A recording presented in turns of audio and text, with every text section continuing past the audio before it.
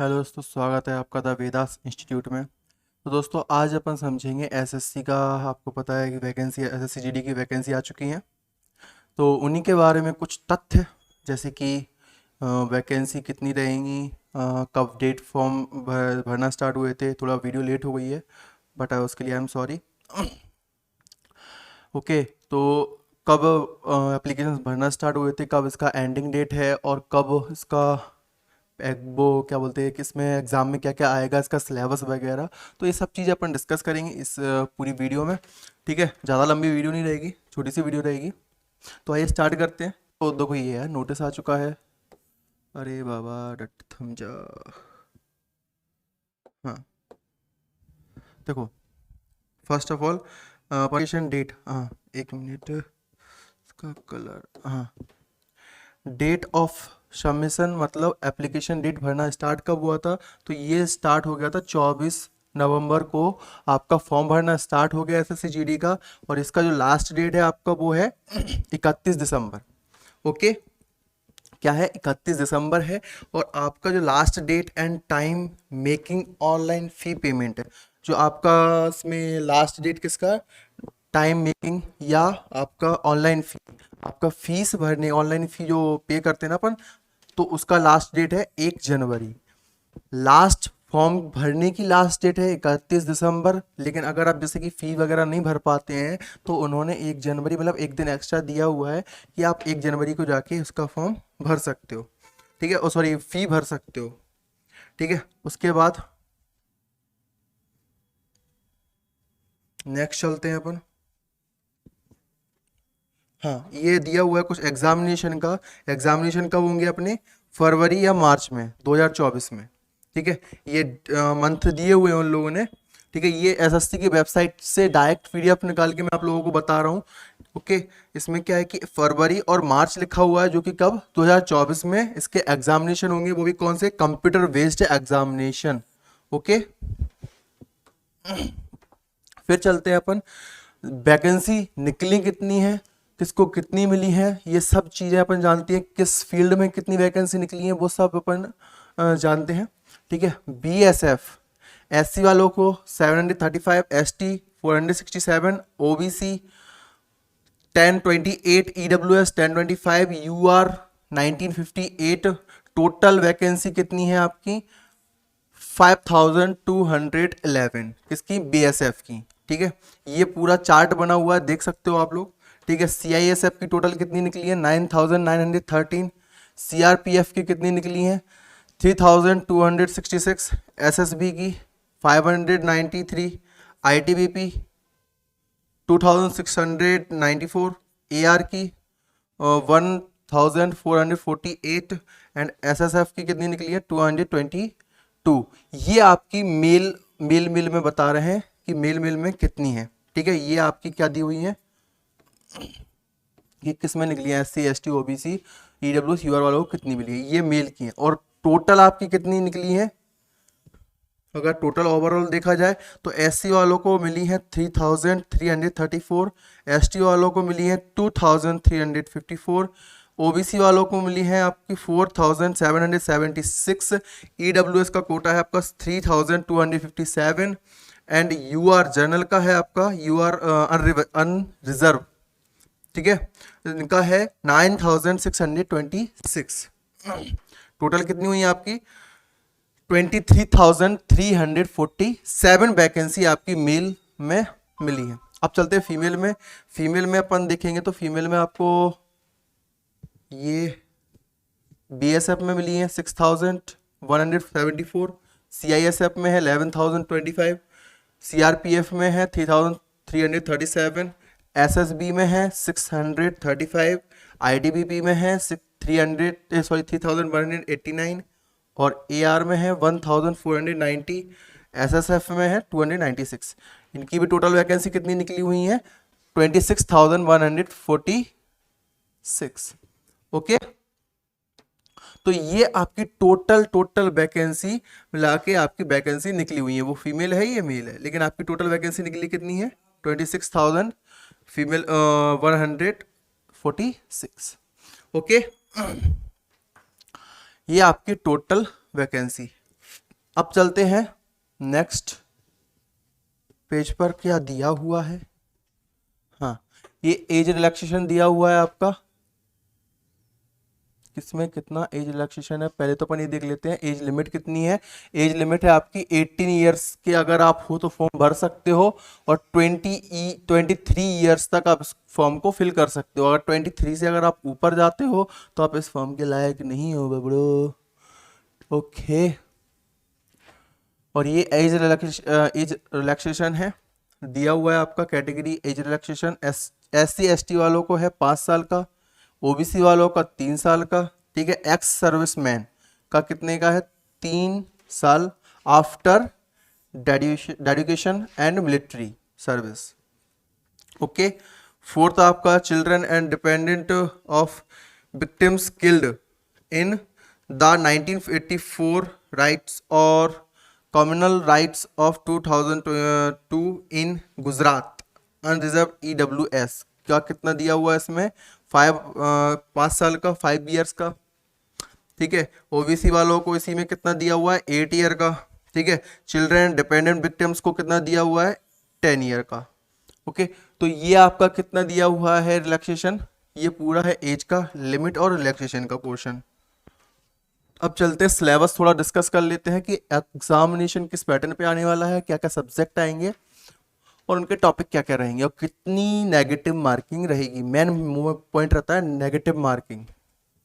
Okay, तो आप लोगों को पता है कंप्यूटर बेस्ड क्वेश्चन एग्जामिनेशन होने वाला ही है, ठीक है। तो इस पहला आपका आता है जनरल इंटेलिजेंसी एंड रीजनिंग का, जिसमें नंबर ऑफ क्वेश्चन रहेंगे आपके 20 और मार्क्स कितने मार्क्स का रहेंगे, 40।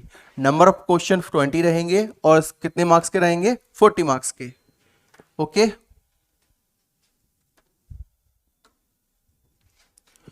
अब देख लेते हैं general knowledge and general awareness.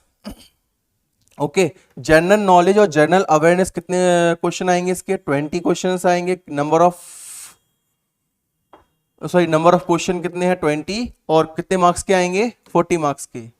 Elementary mathematics कितने कितने क्वेश्चन आएंगे इसमें, नंबर ऑफ क्वेश्चन रहेंगे 20 और इसके जो मार्क्स आएंगे 40 मार्क्स के ही आएगा। और इंग्लिश हिंदी भी कितने का क्वेश्चन आएंगे, 20 के आएंगे और नंबर ऑफ मार्क्स कितने रहेंगे, 40, ठीक है। Number of question 20, number of marks 40। और ये पूरा टोटल पेपर आपका कितने मिनट का होगा, 60 मिनट। समझ में आया, कितने मिनट का होगा, 60 मिनट का, मतलब 1 आवर। टोटल आपके क्वेश्चन कितने होंगे, 80 क्वेश्चंस होंगे। 80 क्वेश्चंस आपको 1 आवर में मतलब 60 मिनट में अटेम्प्ट करने होंगे। ओके, ये रहा आपका नेगेटिव मार्किंग वाला portion. There will be negative marking of 0.25 marks. कितनी की नेगेटिव मार्किंग होगी, 0.25। मतलब अगर आप 4 क्वेश्चन गलत करते हो तो आपका 1 नंबर कट। समझ में आया, तो ये आपका हो गया उसका नेगेटिव मार्किंग का। अब थोड़ा सा अपन सिलेबस के बारे में डिस्कस कर लेते हैं कि जनरल इंटेलिजेंसी के भी अंदर क्या आने वाला है, वो भी देख लेते हैं। देखो, analytical aptitude and ability, observe and pattern will be question, analogy, similarities and differences, ठीक है। ये रहे आपके, देख सकते हो आप, relationship, concept, observation, coding, decoding, number, non verbal reasoning, verbal reasoning, arithmetic number series, classification, figure, reasoning, arithmetical concept, relationship, ये सब किस में आएगा आपका, ये सब आएगा आपका जनरल इंटेलिजेंसी एंड रीजनिंग वाले पोर्शन में, ठीक है। अब general knowledge and general awareness में क्या क्या आने वाला है आपका, ये दिया हुआ है पूरा, जियोग्राफी, कल्चर जियोग्राफी, ठीक है, इकोनॉमी, और ये आपका general polity, Indian constitution and scientific research, ये सारी चीज़ें एक्सेट्रा। तो ये सारी चीज़ें किस में आएंगी आपकी, general knowledge and general awareness में। और एलिमेंट्री मैथमेटिक्स में क्या क्या आएगा आपका, ratio and proportion, average, interest, profit and loss, percentage, number system, fundamental arithmetic, और time and work, ratio and time, time and distance, mensuration, loss, discount, ये सब चीज़ें आपकी आएंगी किसमें, एलिमेंट्री मैथमेटिक्स में। इंग्लिश हिंदी में, इंग्लिश हिंदी में ये आएगा आपका ability to understand basic, basic आएगा, मतलब इसमें लिखा हुआ बेसिक आपका हिंदी और इंग्लिश आएगा इसमें, ठीक है। फिर आते हैं फिजिकल स्टैंडर्ड टेस्ट में, ये हो गया आपका सिलेबस किसका, examination, computer based examination, okay, जो आप पेपर देने जाओगी उसका सिलेबस था। अब देखते हैं अपन किसका, फिजिकल का। फिजिकल का कैसा क्या रहेगा, देखो फिजिकल का भी समझ लो कि जैसे ही आप एग्जाम निकालते हो उसके बाद आपका फिजिकल का क्या मोड है।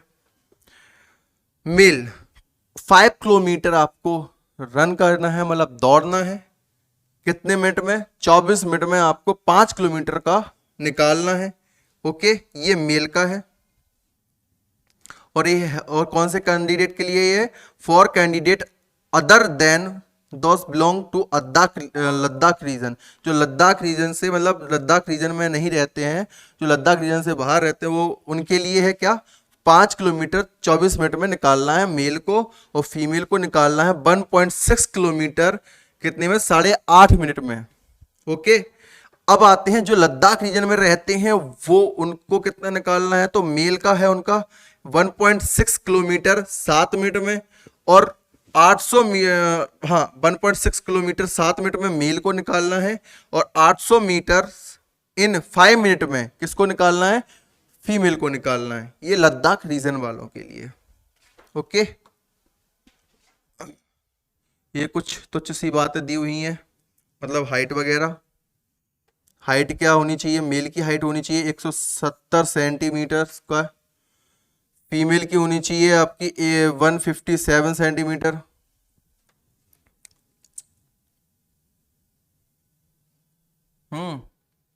ठीक है।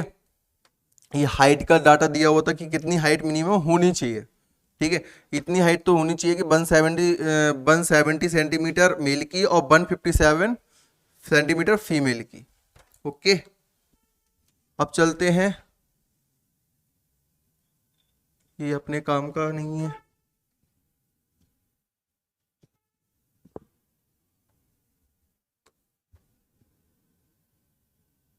ये भी अपने काम का नहीं है,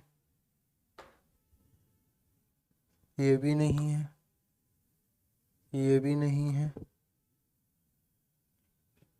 ये भी नहीं है, ये भी नहीं है, ये भी नहीं है, इतना लंबा चौड़ा क्यों पड़े, बताओ जरा। हाँ, ये कुछ डॉक्यूमेंट दिए हुए हैं कि आपके क्या क्या डॉक्यूमेंट लगेंगे रजिस्ट्रेशन के टाइम पर, voter ID, PAN, passport, driving licence, school college ID, employer ID, ठीक है, ये सारी बेसिक डिटेल दी हुई है। तो ये था आपका syllabus and computer based examination का सिलेबस एंड आपकी फिजिकल, फिजिकल में कितनी हाइट रहनी चाहिए, कितनी रनिंग, कितनी क्या वगैरह वगैरह, तो ये सब चीज़ें आपको बताया गया इस वीडियो में।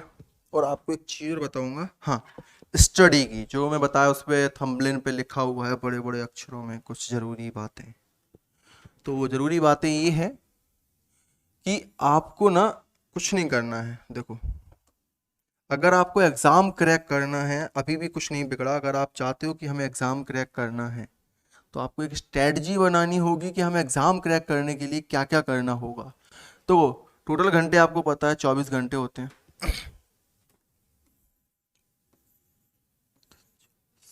ठीक है। ये हमने मान लिया कि हमारे सोने के लिए बुक हो गए, ठीक है, स्लीपिंग टाइम। अब इन दोनों को बांट लेते हैं, नहीं नहीं नहीं, बांटना नहीं है,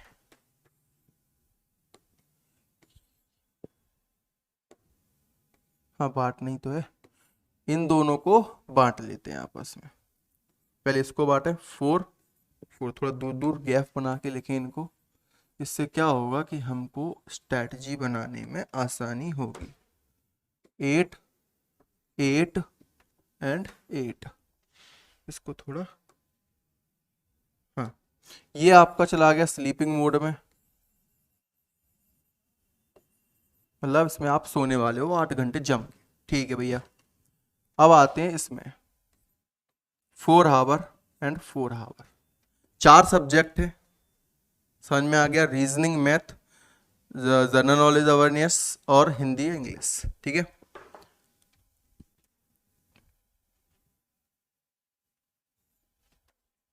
प्रैक्टिस मैथ सबसे ज्यादा मांगता है, तो मैथमेटिक्स के लिए 4 घंटे देने पड़ेंगे। Reasoning 4 hour. समझ में आया।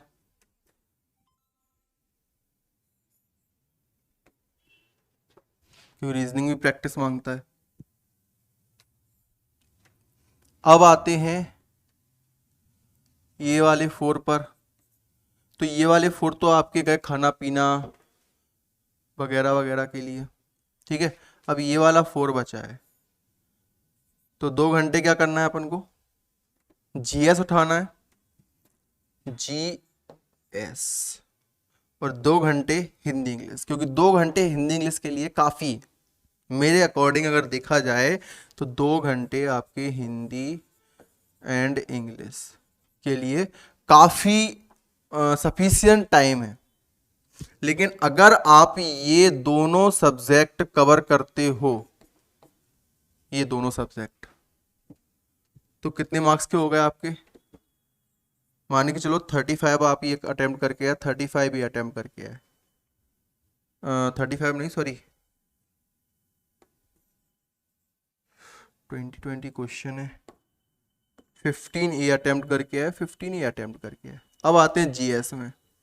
जीएस में आप कितने अटेम्प्ट करके आए, 10। और हिंदी इंग्लिश जिस तरीके से आप करोगे, स्कोरिंग यही है आपका हिंदी और इंग्लिश।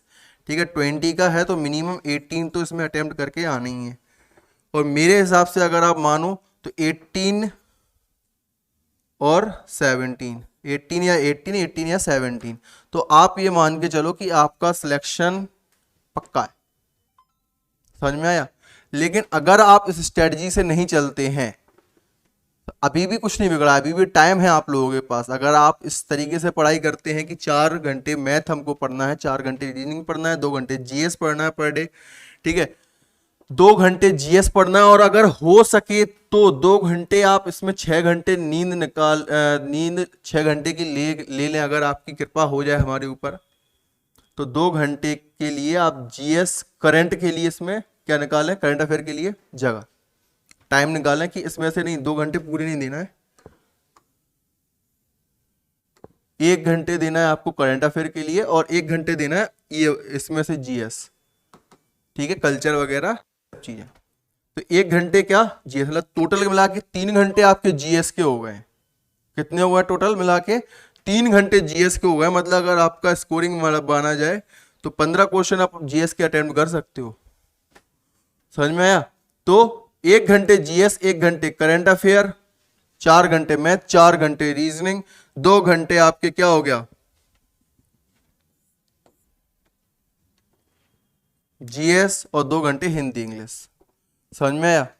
तो ये आपका स्कोरिंग पार्ट है। अगर आपको कुछ करना है, एसएससीजीडी का पेपर निकालना है, क्योंकि तो उन्होंने क्लियर कर दिया है फरवरी मार्च में एग्जाम होंगे, इससे कोई दो राय नहीं। तो आपके पास कितने महीने बचे हुए हैं, दिसंबर, जनवरी, फरवरी में भी करवा सकते हैं या मार्च में करवा सकते हैं, फरवरी मार्च में होंगे। तो आपके पास ये मान के चलो ये 2 महीने हैं। समझ में आया। और दोनों में सफिशियंट टाइम मिलता है, 31 दिसंबर, 31 जनवरी, एक एक दिन एक्स्ट्रा मिलेगा। समझ में आया। हो सकता है फरवरी का स्टार्टिंग दे, आपको जरूरी नहीं है वो स्टार्टिंग से वो करवा दे, लेकिन आप तो 2 महीने मान के चलो, मेरे पास 2 मंथ है, 2 मंथ में मेरे को कैसे भी एनी हाउ इस सिलेबस कंप्लीट करना है। ठीक है। तो ये बात थी जो आपको बतानी थी, जो थंबनेल पे बड़े बड़े अक्षरों पे लिखा हुआ था, स्ट्रेटजी। ओके। तो अगर आपने अमल कर लिया तो पेपर आपका क्लियर निकल जाएगा। ठीक है। और मिलते हैं अपन नेक्स्ट वीडियो। एक चीज ध्यान रखना, इन सभी में से 15 मिनट का टाइम निकाल के, थोड़ा सा कहीं भी 15 मिनट कम कर देना, 15 मिनट का टाइम निकाल के सुबह जल्दी उठकर मेडिटेशन जरूर करना पर डे। उसके बाद किताब उठाना, अच्छे से याद होगा। एक्सरसाइज करो ना करो कोई प्रॉब्लम नहीं है, लेकिन हाँ मेडिटेशन जरूर करना। ओके। तो मिलते हैं नेक्स्ट वीडियो में।